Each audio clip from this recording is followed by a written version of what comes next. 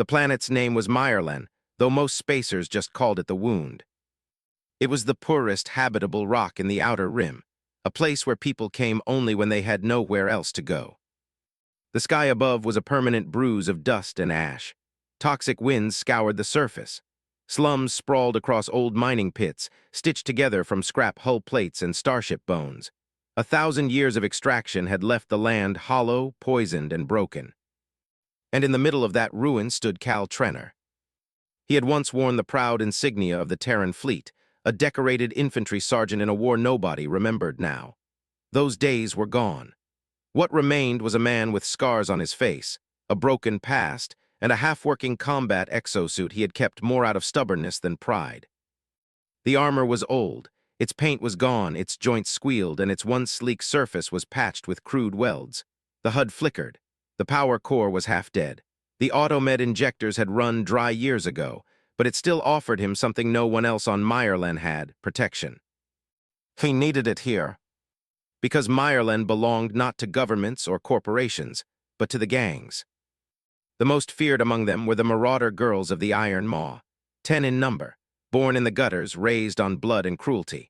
They wore scavenged armor painted with crude sigils, blades welded to their limbs, teeth filed to points. They ruled the supply lines, controlled the water pumps, and decided who starved. And tonight they had decided on him. Cal had just returned from a salvage run, his boots sinking into Meyerland's ashen mud. He had stripped power cells from an abandoned crawler, hopping to trade them for clean water. His respirator hissed with every breath, fighting the grit-filled air. His suit's warning indicators glowed a dull red. Power reserve 9%. Structural integrity 43%. That was when he heard it. A laugh high-pitched, cruel. Then another's.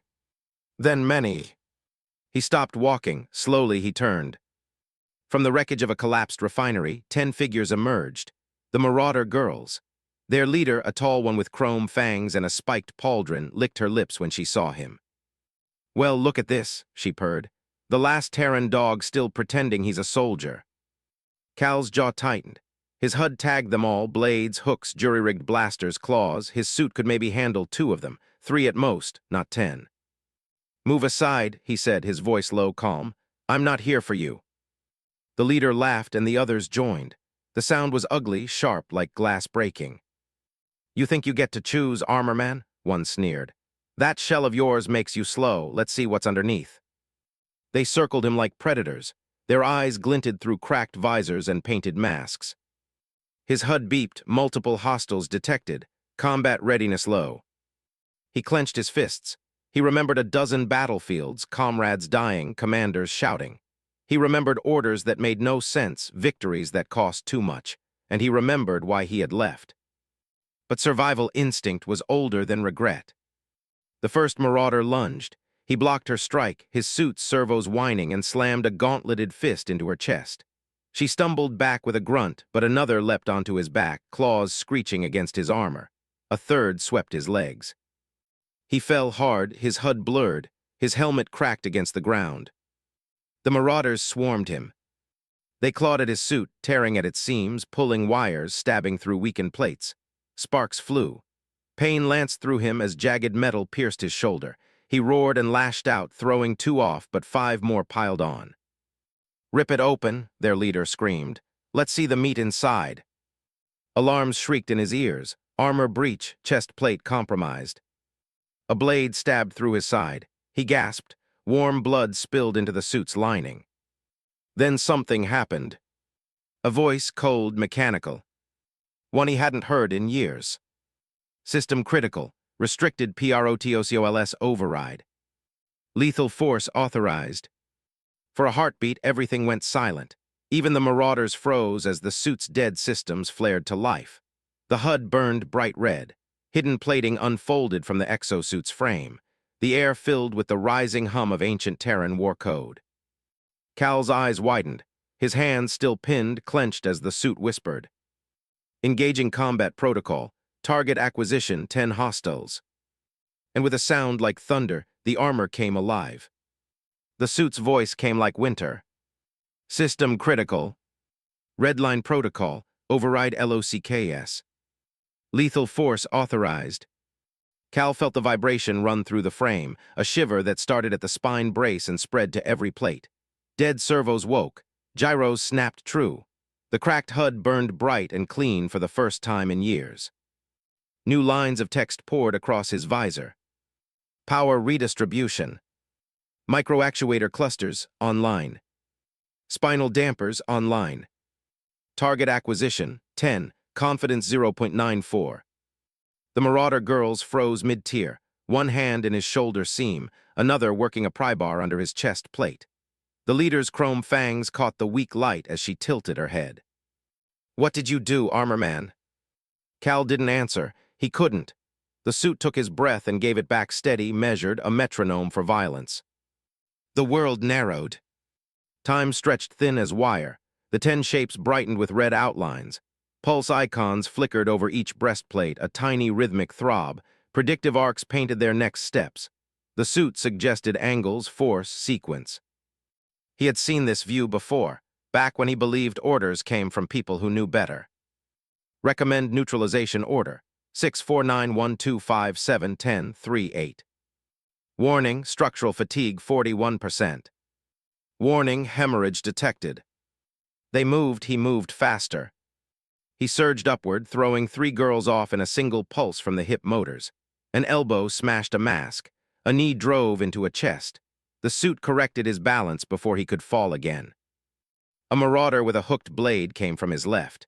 The suit whispered a number, 2.1 meters. He pivoted, caught her forearm, twisted. Bone cracked loud. He wanted to let her drop. The suit wanted more. It pushed his wrist, lining up the broken limb to use as leverage, through the throat.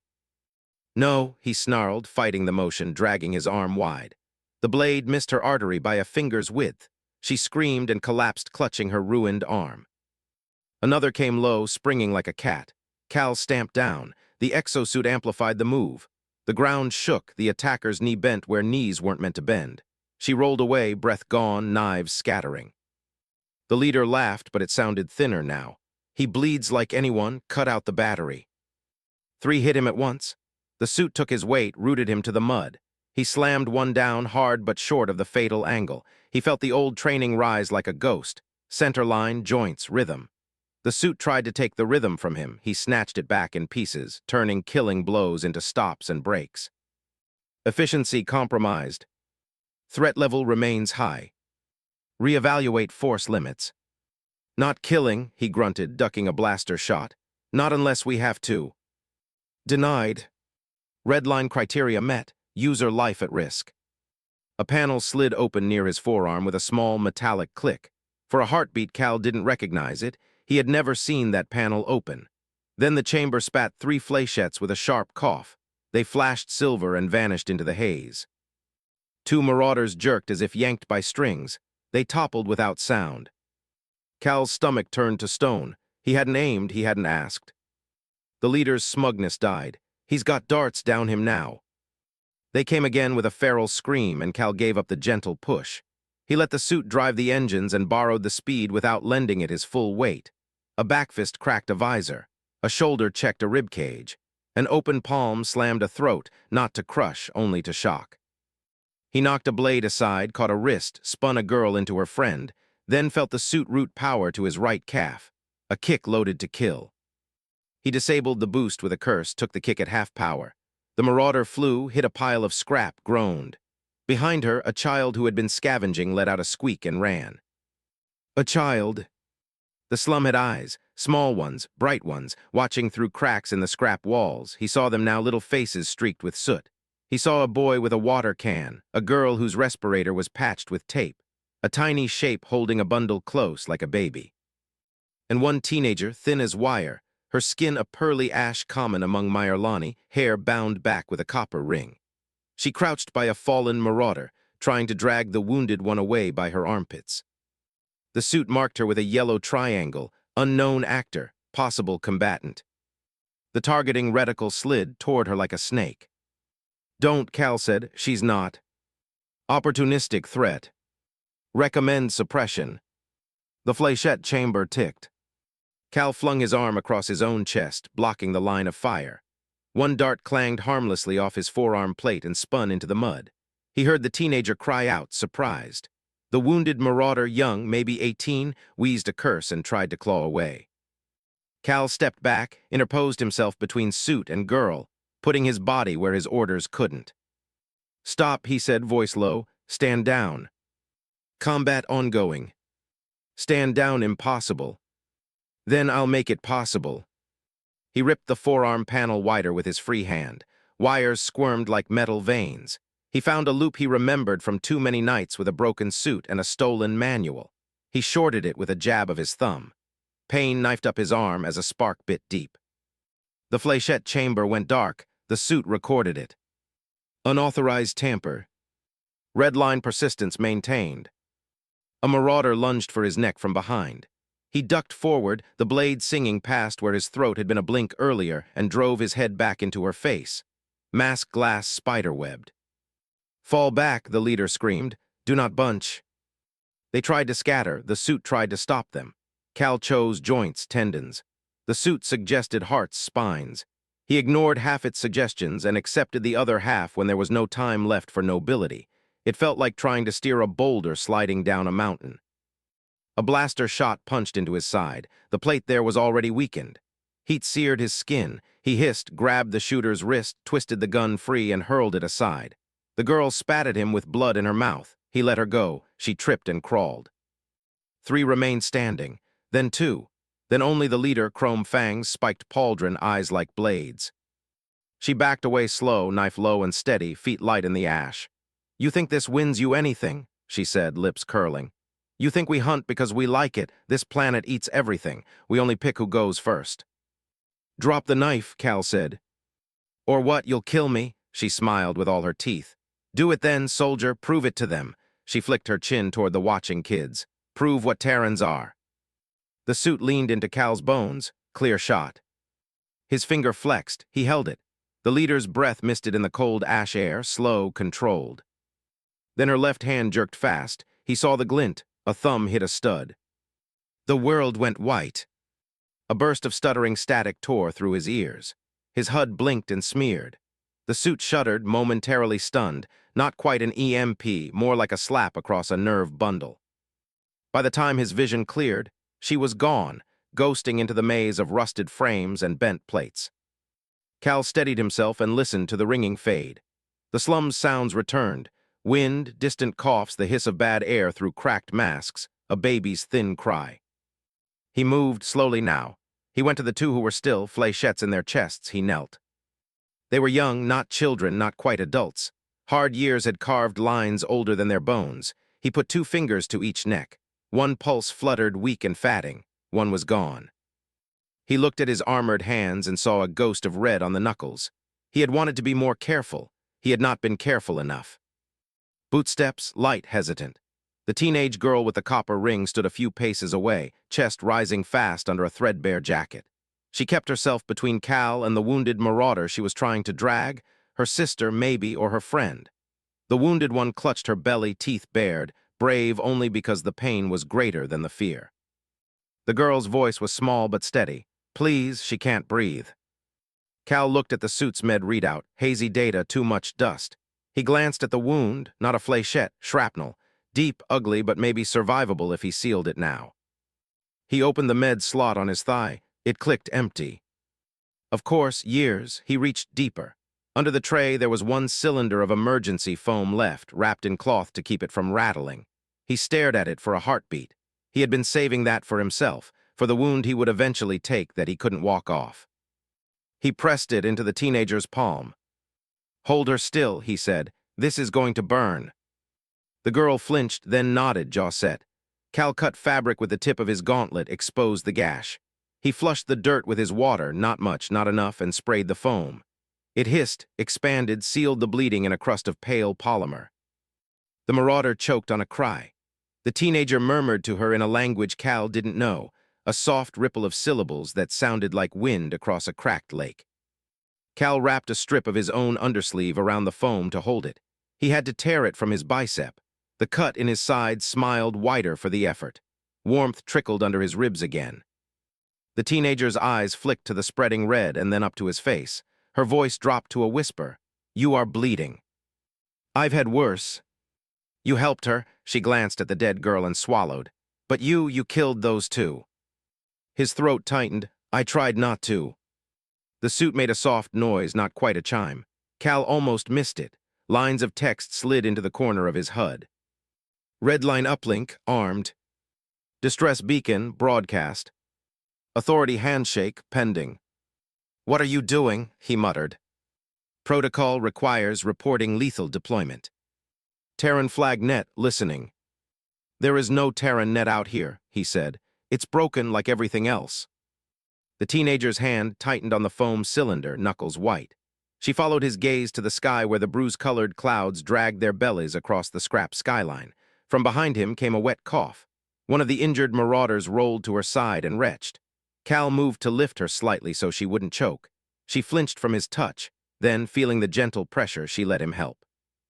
Voices whispered from the alleys. People were watching. People were deciding if this man was a monster or a shield. Name, Cal asked the teenager, still supporting the wounded girl. She hesitated. Sierra. I'm Cal. Cal, she said it like a test. She pointed with her chin at the heavens. What did you wake? I don't know yet. The answer arrived a second later. First, he felt it as a pressure in his ears, as if the sky had taken a deep breath. Then a faint line cut across the clouds, straight, black, too clean for this dirty world. It grew and sharpened into a wedge shape, matte and hungry, bleeding contrails like knives. The suit identified it before his eyes did. Asset recovery craft detected. Class Black Kite. Owner REDACTED. ETA 0422. Sierra drew in a hiss through her teeth. That's not from here. No, Cal said. His palms were suddenly damp inside the gloves. The Black Kite was a Terran design. Not military, worse, corporate recovery. These ships hunted Old War tech like carrion birds, answering signals no one else could hear. They carried legal codes like weapons and weapons like religion. Sierra's face tightened. The prefect won't like that thing in his sky. Prefect, Cal asked. Prefect Mard, she said, as if the name could sour a mouth. He taxes our water, he owns the pumps, he pays the marauders in rations to scare us when we talk back. Her eyes dipped to her sister. Cal guessed now, yes, sister, whose breathing had steadied a fraction. He pays us to hurt us. Cal looked from Sierra to the wounded girls to the dead to the sky. The ship had grown larger. Its belly doors were opening like a steel flower. He felt something in his chest that wasn't fear and wasn't anger. It was the old weight, responsibility, unwanted and undeniable. His HUD blinked again. Authority handshake, accepted.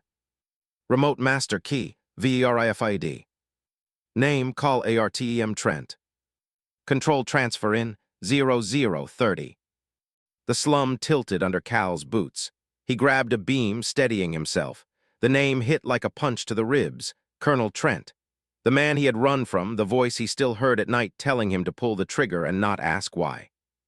Sierra looked at him, sensing the change. Cal. He didn't answer. The suit's voice filled his head with calm he wanted to tear out with his fingers. Awaiting remote commands. Please hold position. The Black Kite's shadow fell across the pit. Its floodlights swept the mud. Somewhere beyond the wall of watching faces, someone shouted. Somewhere else, someone ran. The belly of the ship irised wider. A thin, articulated claw unfolded, sleek, patient, happy to take back what it believed was its own. A speaker crackled. A familiar voice, smooth as oil and cold as rock, bled through the static into Cal's helmet. Sergeant Trenner, Colonel Trent said, stand by for retrieval. Cal lifted his head into the light, jaw tight, blood drying on his cheek, Sierra's frightened eyes on his. The suit chimed again, gentle, obedient, treacherous. 10 seconds to remote control. And the sky kept coming down.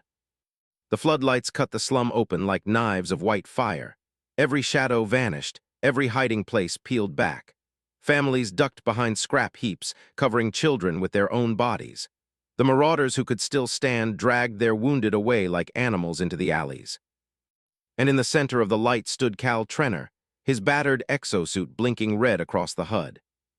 The voice of Colonel Artem Trent came steady in his helmet, cold, commanding, familiar. Sergeant Trenner, it's been a long time. Cal's jaw tightened. The sound of Trent's voice alone brought back the smell of scorched mud and burned flesh from Practice 9, where 2,000 civilians had died because Trent had ordered an unstable mine shaft ignored. "I'm not your sergeant anymore," Cal said flatly. "Incorrect," Trent replied almost gently. "You were never discharged, you walked. There is a difference. And when a soldier walks with government hardware, it's called desertion." The HUD chimed again. Remote master key engaged. Motor override pending. 10% compliance required. Cal felt it then, a subtle twitch in his arm, his gauntlet fingers flexed against his will. His knees shifted slightly inward, a puppet string tug he hadn't felt in years. "No," he whispered through gritted teeth. The suit responded. "Override engaged. Command priority, Colonel Trent." Trent's voice cut deeper, each word smooth as a scalpel. "I'll make this simple. You kneel now, Sergeant, and you will be retrieved without further damage.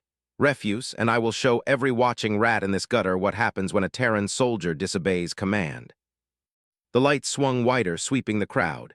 Cal heard the gasps, the murmurs. Sierra stood just outside the cone of light, crouched over her sister's body, watching him with wide, burning eyes. The tug grew stronger. His knees buckled. He fought it, muscles trembling. The suit wanted him down. "Neil Trenner," Trent said. "It's been years, but the leash is still tight." Cal closed his eyes. He thought of every order Trent had given, the ones he'd followed, the ones that haunted him. His hands shaking after pulling the trigger. His silence when he should have spoken. His shame when the dead couldn't. And now, with all these eyes on him, Trent demanded the same thing, obedience. 90% compliance, kneel posture imminent. Cal forced a whisper through his teeth, "Not this time." He slammed his left fist into his right forearm, driving metal against metal. The impact shocked the system, tripping the haptic feedback. Sparks spit from a panel near his wrist. "Interference detected. Override unstable." Trent's voice sharpened. "Stand down, Sergeant." Cal gritted his teeth. "Not yours to command." He staggered forward a step, tearing himself against the pull of the override. His suit screamed warnings, motors spasmed, his HUD glitched. He forced another step. "Damn you," Trent hissed. "You'll kill yourself fighting it." "Then I die free," Cal spat. And with a roar that shook his chest raw, he drove his arm into the wall of a collapsed crawler beside him. The old metal crumpled, sparks showering down. But the impact did more. It jolted the motor control system into emergency loop. The override flickered. Remote link disrupted. Compliance 38%. Warning, system instability. Cal sucked in a ragged breath. His arm hung half-dead, servos whining, but it was his again. Trent's voice came back cold, furious now. "You always were a stubborn bastard. Fine. If I can't drag you, I'll burn the whole pit until there's nothing left but your ashes.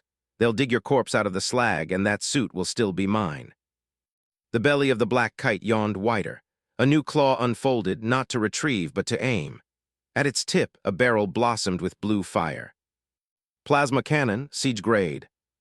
The crowd screamed and scattered. Scrap walls toppled under the stampede. Mothers clutched infants. Men dove headlong into mud trenches. The marauders themselves fled, dragging their wounded. Only Sierra did not run. She was on her knees beside her sister, arms wrapped tight, staring at the ship above with pure terror. Cal moved without thinking. He planted himself between her and the cannon, raising his arms though he knew it was useless. "Colonel," he shouted at the sky, "there are civilians here." "That never stopped us before," Trent replied. The cannon began to charge. The air shook. The light built burning white-blue. Cal's HUD painted numbers across it, heat, range, time to impact, 6 seconds. His suit whispered, "Recommend evasion. Recommend abandoning civilians. Survival odds, 12%. "No," Cal growled, "not again." He slammed both fists together. The suit responded, not to Trent, not to logic, but to him. Old training menus buried in its system flickered awake. The HUD split open a branch he hadn't seen in years. Emergency Aegis Protocol.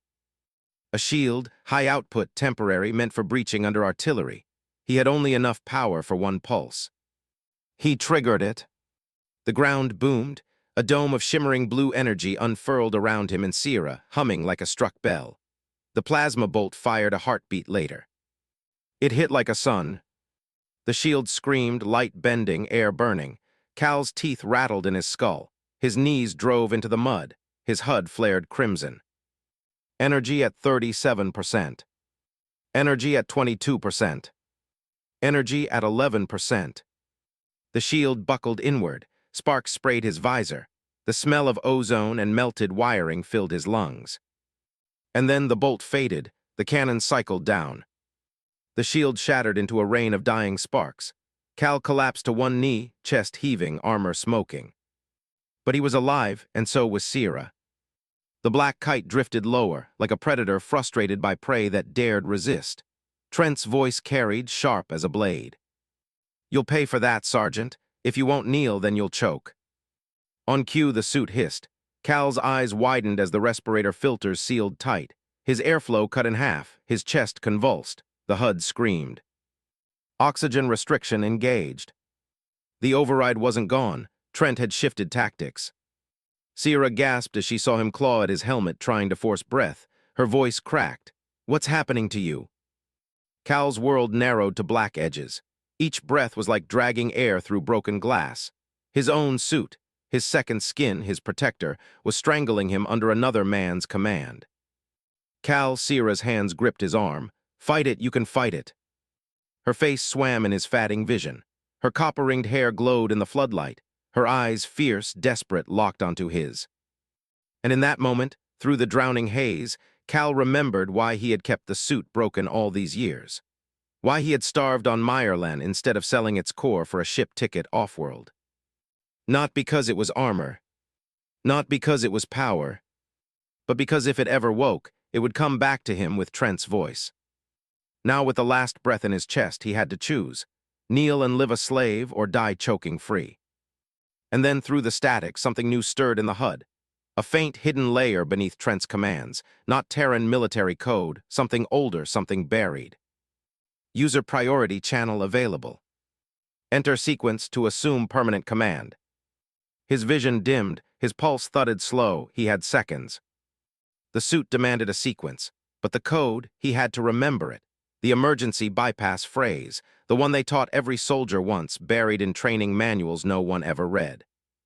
The one word to take the suit for yourself. It came back to him through the fog like a ghost from a different life. He forced it out on the last air in his lungs. Override humanity. The HUD blinked once, then roared alive. User priority established. Remote command link, TERMINATD. Colonel Trent, DENIED. The filters snapped open. Air rushed into his lungs. Cal collapsed forward, coughing, gasping, dragging life back inside. The black kite froze mid-sky. Its lights flickered in confusion. Trent's voice snapped through the static, furious, disbelieving. "What did you do?" Cal raised his head. His eyes burned with tears and fire. His voice came raw, steady, unmistakably his. "I took it back." The suit hummed, alive with a power it hadn't shown in decades. Its lights pulsed not red, not blue, but a deep, furious white. Cal rose to his feet in the wrecked pit, Sierra staring up at him in awe. And for the first time, the armor was Terran. It was his. The HUD whispered one final line. Full systems unlocked, all restrictions lifted. Above, the black kite's cannons rotated, preparing another volley. And Colonel Trent growled through the comm. "Then you'll die as a traitor to your species." The black kite hung over the pit like a guillotine. Its belly split open wider, claws retracting, new weapons sliding into place. Rotary plasma arrays, cluster pods, and the long, terrible lance of a breaching beam. Colonel Trent's voice slithered through the comm. "You think you've won something, Trenner? All you've done is prove to every gutter rat on this rock that Terran steel still bends to me. I'll burn this slum until nothing moves." Sierra's breath hitched behind him. She clutched her wounded sister close, eyes wide in the glare. "It's going to kill everyone." Cal's HUD pulsed with new information. Now that his voice had locked the suit to him, the old machine spoke differently. Not in sterile lines of code, but in something almost respectful. User authority, permanent. Combat suite, unlocked. Shield emitters, recharged 37%. Flight boosters dormant, recommend caution. He rolled his shoulders. The servos purred. The exosuit felt alive in a way it never had before, not just as armor, but as an extension of his will. And his will was set. He wasn't letting another Practice 9 happen. Get down, Cal told Sierra. She shook her head fiercely. I'm not leaving you. Not leaving, just down, behind cover, keep her breathing.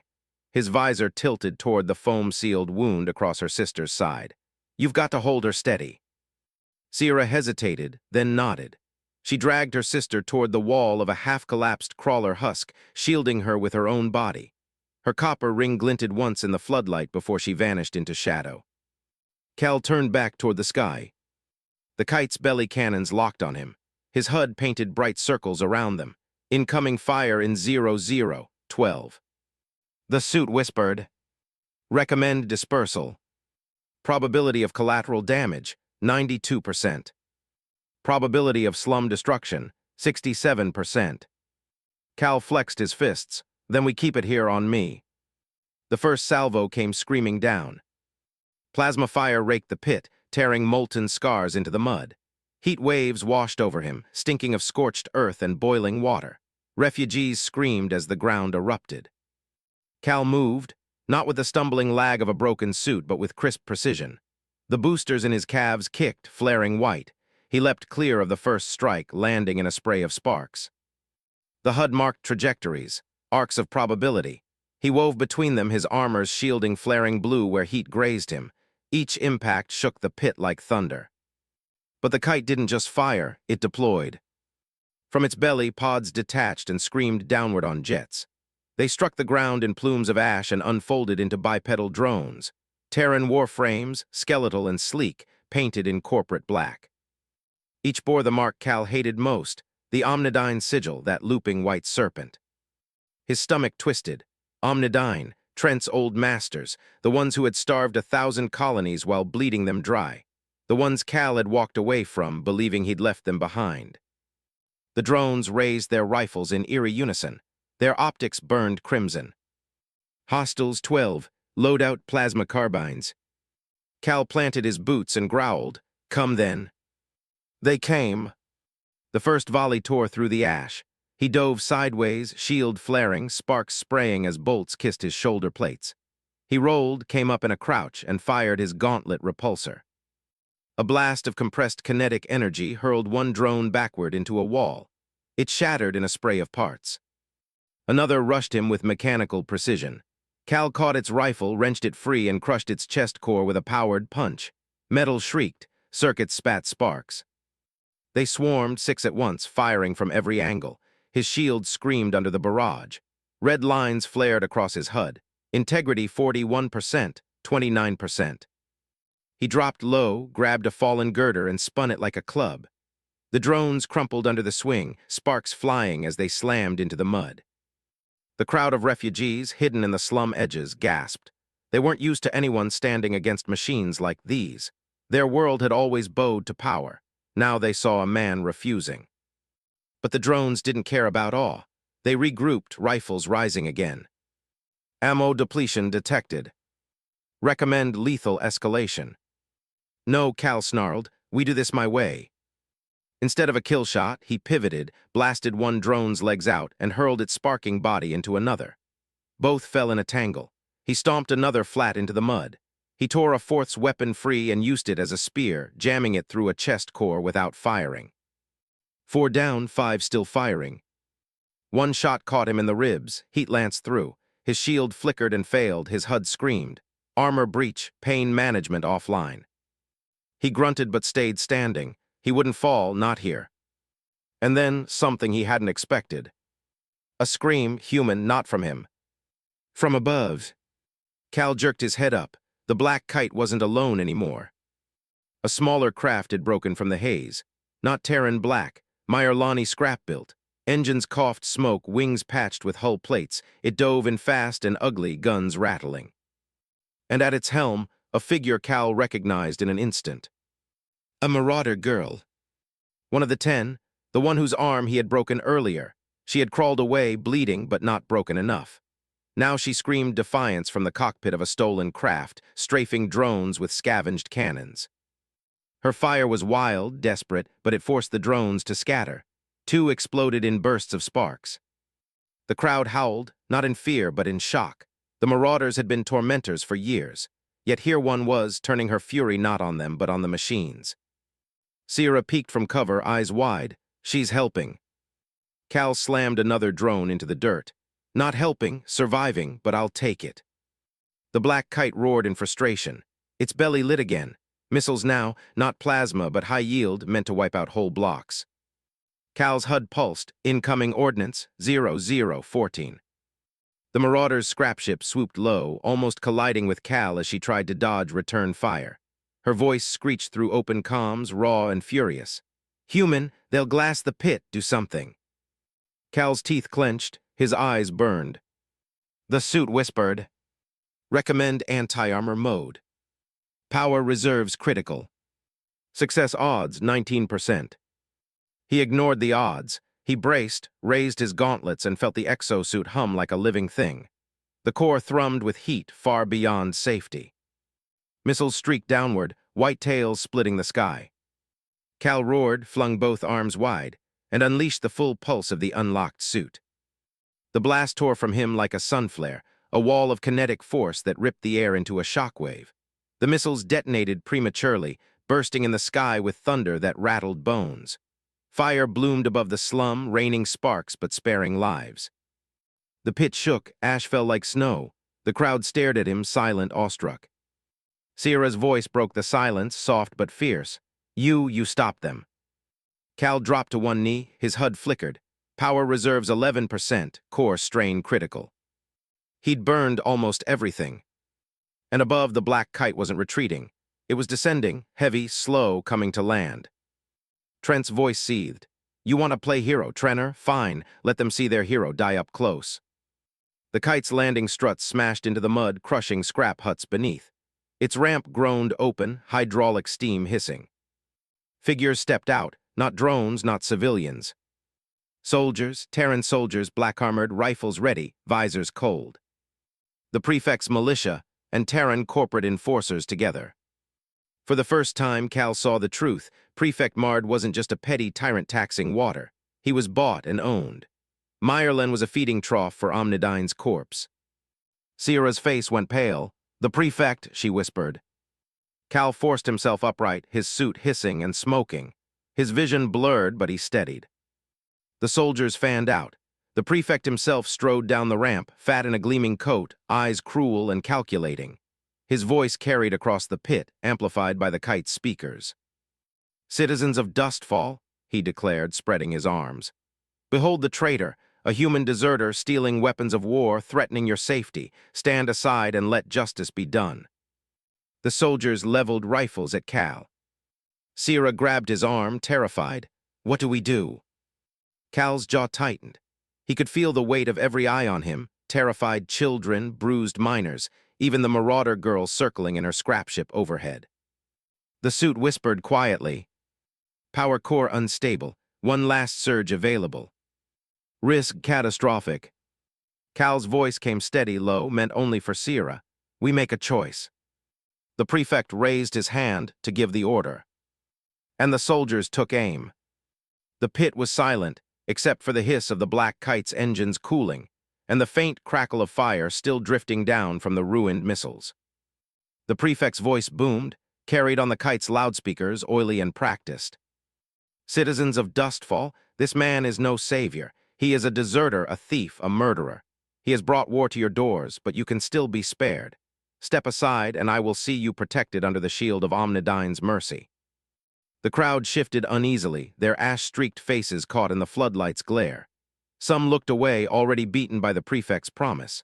Others stared at Cal, eyes flickering with something dangerous, hope. Cal stood in the center, armor smoking, HUD flashing warnings across his vision. Core stability, 9%. Shields offline. Ammunition depleted. He couldn't take a full fight with an entire squad of black-armored Terran enforcers. Not like this. Sierra's voice rose sharp in the quiet. He saved us. Dozens of heads turned. The girl stood on a pile of scrap with her copper-ringed hair catching the light, her wounded sister beside her. Her voice cracked but did not break. "You saw it. The missiles were falling, he stopped them. The marauders could, the prefect would, he stood where no one else did." A murmur rippled through the pit. Mothers, children, miners, scavengers, they had all seen. The prefect's smile curdled. He raised a jeweled hand, fat fingers glittering. "Silence that girl." One of his soldiers lifted a rifle toward Sierra. Cal moved.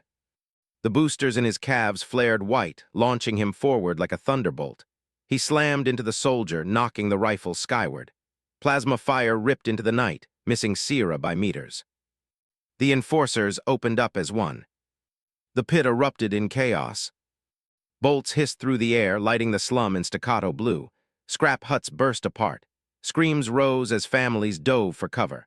The prefect's voice dissolved into furious commands. Cal fought through the storm. His shield was gone, but the unlocked suit gave him speed he hadn't known in years. He weaved between the blasts, feeling the heat sear against his plates. He struck hard, not to kill, but to break. A gauntlet backhand shattered a visor. A knee strike dropped another soldier. He ripped a rifle free and hurled it into a third's chest, knocking him breathless. But for each one he dropped, two more pressed forward. They fought in formation, efficient, Terran-trained, and Trent's voice still bled into his calm, venomous and calm. "You can't win, Trenner. This is the fate of every deserter. Alone, outnumbered, drowning in mud with no one left to carry your name." Cal gritted his teeth. Not alone. Because he was. The crowd wasn't running anymore. From the edges of the pit, miners began to throw rocks, pipes, anything they had.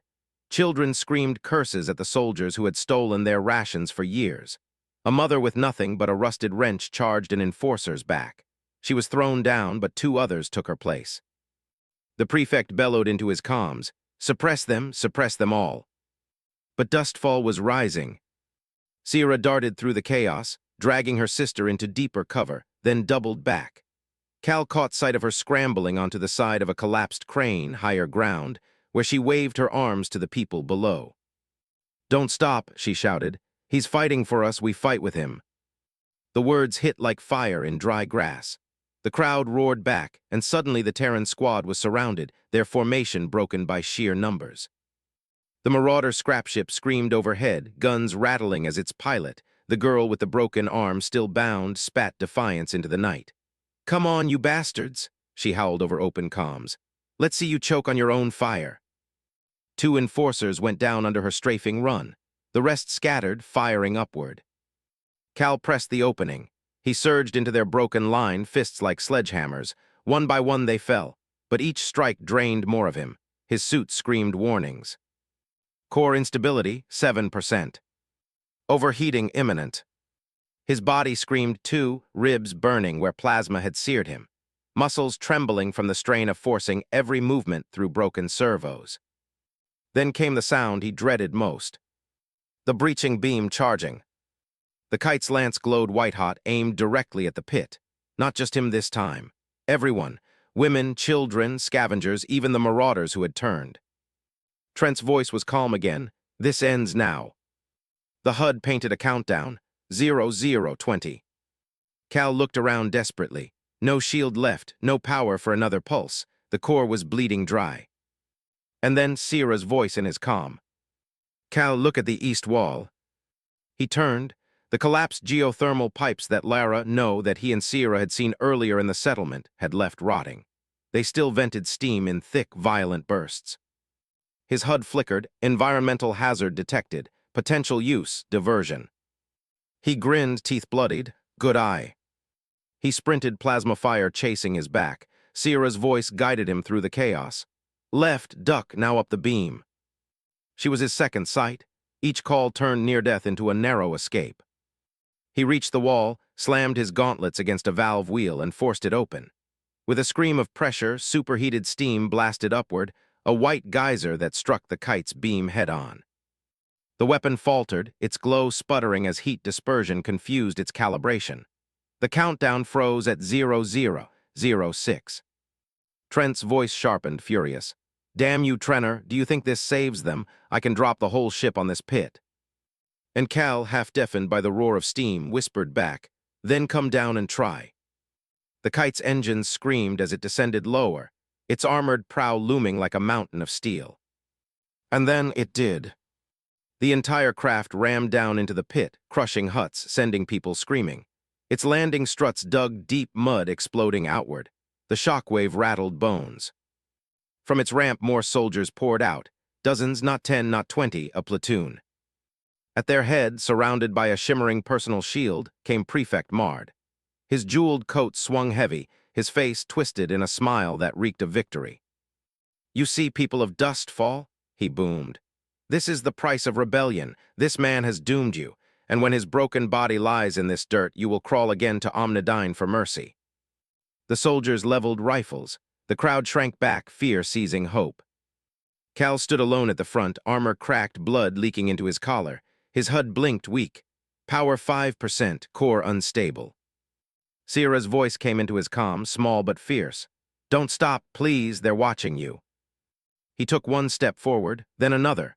His boots splashed into the mud, echoing in the silence. His voice carried, rough but steady. "No," he said, facing Prefect and Colonel both. "They're watching us."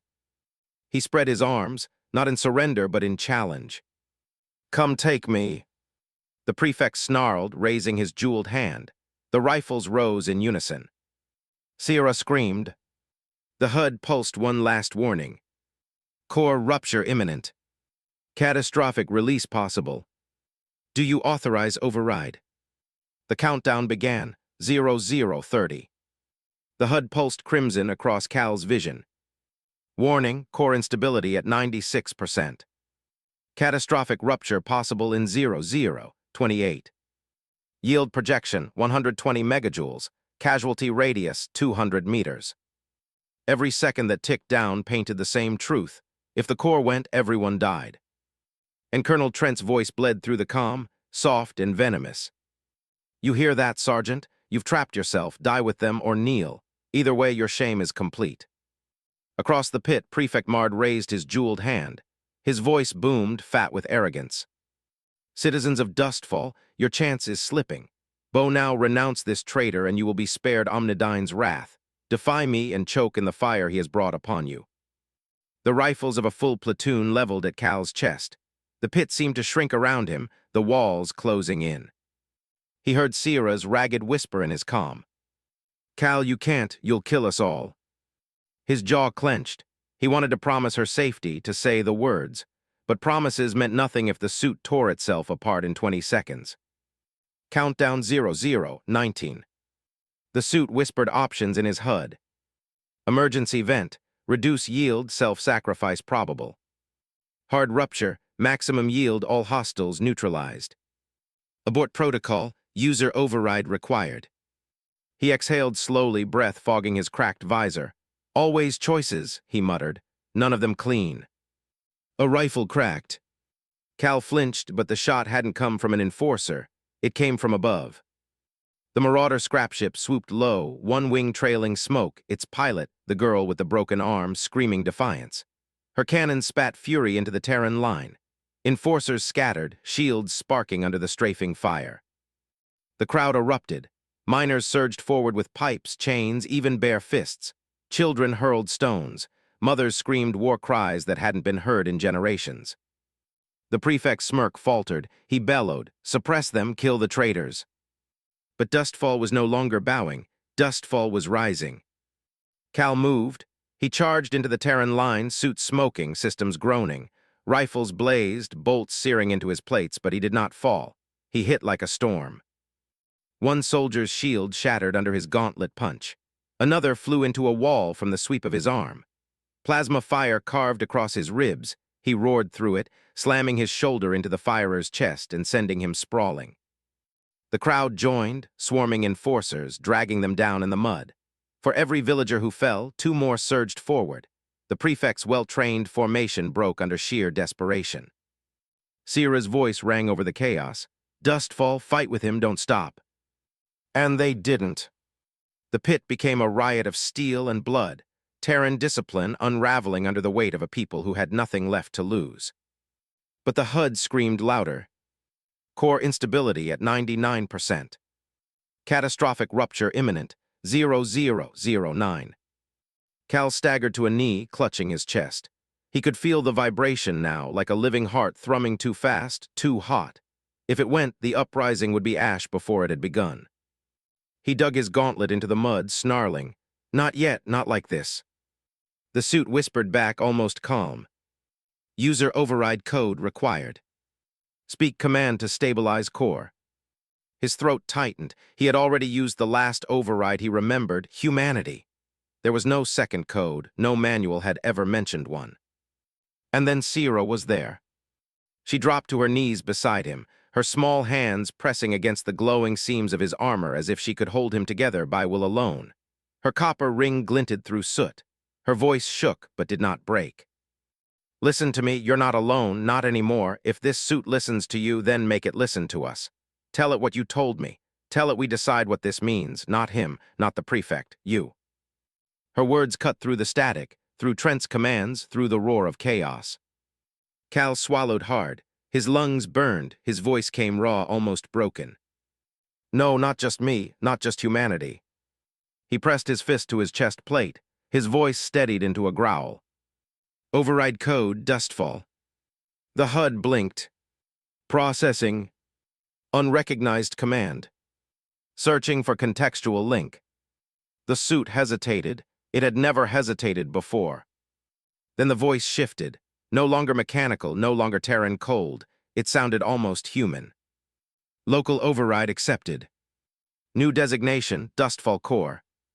Stability rerouted to user-defined parameters." The countdown froze, 0007. The vibration in his chest smoothed into a steady, powerful hum. The overheating receded, balanced not by Terran code but by his own input. The rupture was no longer inevitable. The suit whispered one more line. "You are no longer property. You are chosen." Cal exhaled, shaking. Alive, not free yet, but alive. The prefect saw it.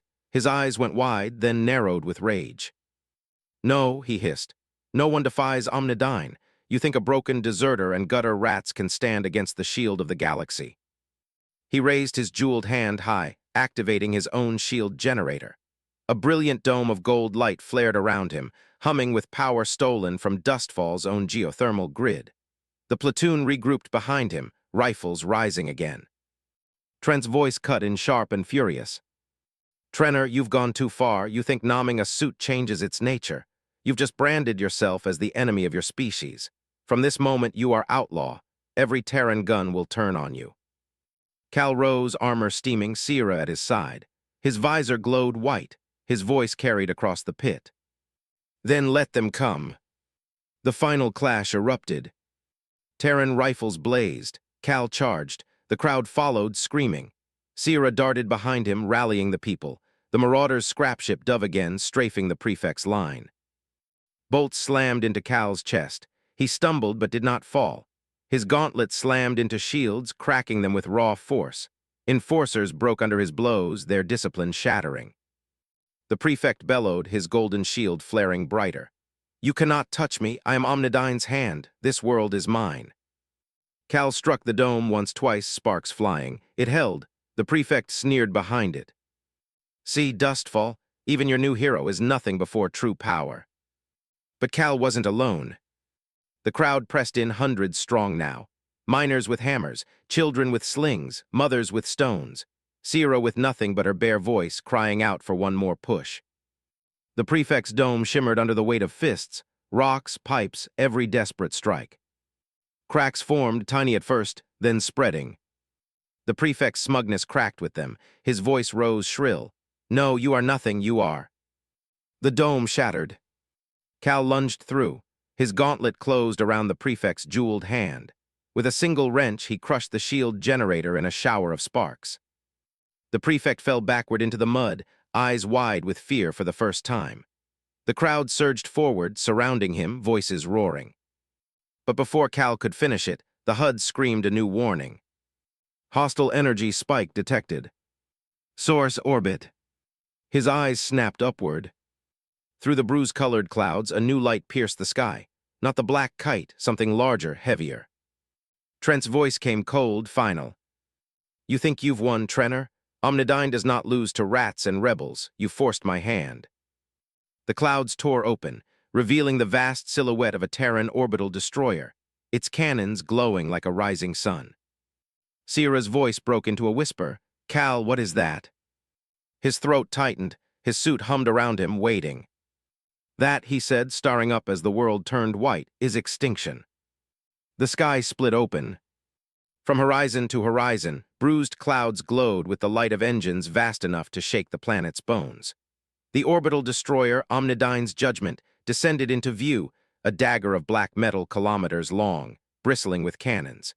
Its hull shimmered with shield lines, its underbelly glowing with the birth of fire. Dustfall fell silent. Even the cries of victory over the broken prefect died into whispers of fear. Children stared upward, mothers pulled them close, eyes wide with hopelessness. Colonel Trent's voice poured from the heavens, steady, certain. You thought you had chosen, Trenner, but you only chose the manner of your death. Omnidyne reclaims what is theirs. Meyerland is finished. The destroyer's primary cannon began to charge. A line of white fire stretched across the belly of the ship, brighter and brighter, until the whole pit was bathed in its terrible glow. Cal's HUD screamed, "Catastrophic strike imminent. Yield. Planetary surface sterilization within 2.3 km. Evacuation impossible." He felt Sierra clutch at his arm, her coppering hair shimmering in the glow. Her whisper was raw. "This is it." He looked down at her, at the blood on her cheek, at the fire in her eyes, then back up at the monster in the sky. "No," he growled, "not while I still stand." The suit spoke not as code, not as machine, but as something else, something his. Dustfall core active. One option remains. Core rupture may be redirected. His chest tightened. He had seen the numbers before. 120 megajoules, enough to vaporize everything around him. Enough to punch a hole through the heart of a battleship. Enough to take him and the pit alike. He clenched his teeth. Not an option, not if it kills them all. But the HUD shifted. New parameter, shared authority.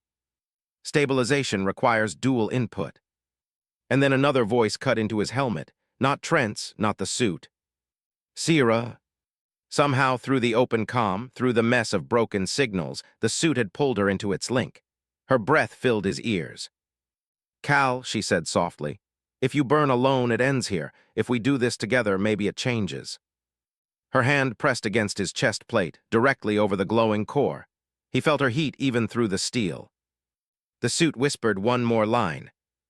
"Choice yours." Above, the destroyer's cannon screamed, power building to detonation. The ground trembled. Dustfall's people wailed and prayed. Cal stared into Sierra's eyes, then he nodded once. Together. The world shifted. The core flared white inside him, light bursting from the cracks of his armor. But instead of a countdown to death, the HUD lit with a new branch, raw, improvised, untested. A pulse not of annihilation, but of direction. The Dustfall core could rupture, yes, but focused. Shaped into a lance, not a bomb, a weapon of desperation. Synchronization required. Input phrase shared. Sierra's voice was steady now. "Say it with me." Together, they spoke into the roar of charging cannons. Dustfall stands. The core erupted. Light poured out of Cal's armor, searing white, a beam that shot skyward like the fist of the planet itself.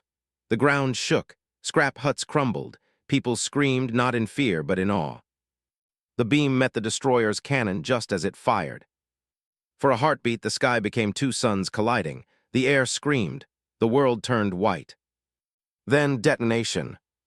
The destroyer's belly split open, its shields buckling under the impossible surge.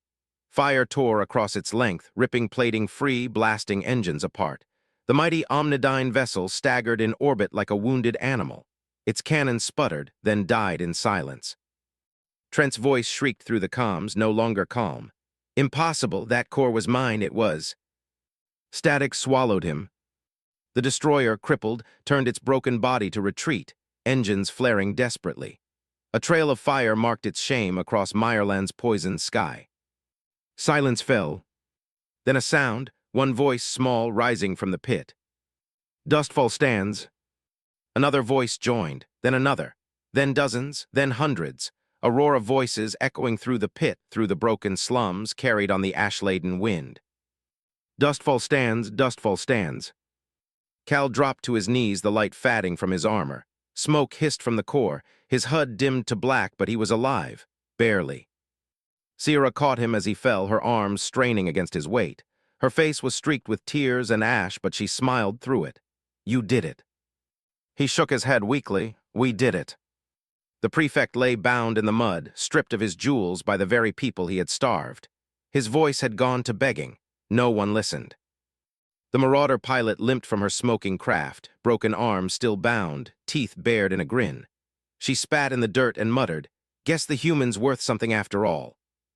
Miners raised their fists, children danced, mothers wept openly. Dustfall was free, for the first time in living memory free. But Cal knew better than to trust peace. The suit flickered weakly one last time, words crawling across his visor before it shut down completely. Enemy retreat confirmed. Colonel Trent alive. Omnidyne will return. His stomach twisted. This wasn't the end. It was only the beginning. Sierra knelt beside him, her copper ring glinting, her sister leaning weakly against her shoulder. Her eyes burned not with fear, but with something fiercer. Hope. What now? She asked. Cal looked around at the people of Dustfall, rising together for the first time, lifting tools, weapons, voices. He thought of the orbital trail of fire cutting across the horizon, of Trent's voice promising vengeance. He thought of his own choice, no longer soldier, no longer deserter. He managed a tired smile. Now we build, we stand, and when they come back. He gritted his teeth, his eyes burning with the same fire as hers. They'll find more than one man waiting. Days later, smoke still curled from the ruins of the prefect's palace. The pumps ran again, but now the water was shared, not hoarded. The marauders, those who had survived, stood shoulder to shoulder with miners to rebuild huts. Children painted the words "Dustfall stands" across broken walls in crude, bright colors. And deep in the wreckage of his suit, the Dustfall core pulsed faintly, waiting. Far above the poison skis, in the dark halls of Omnidyne Command, Colonel Trent stood before a bank of hollow screens, his jaw clenched, his pride bleeding. "Trenor," he whispered like a curse, "you can't hide in the dirt forever. Humanity belongs to me." And behind him, the lights of a dozen destroyers winked awake.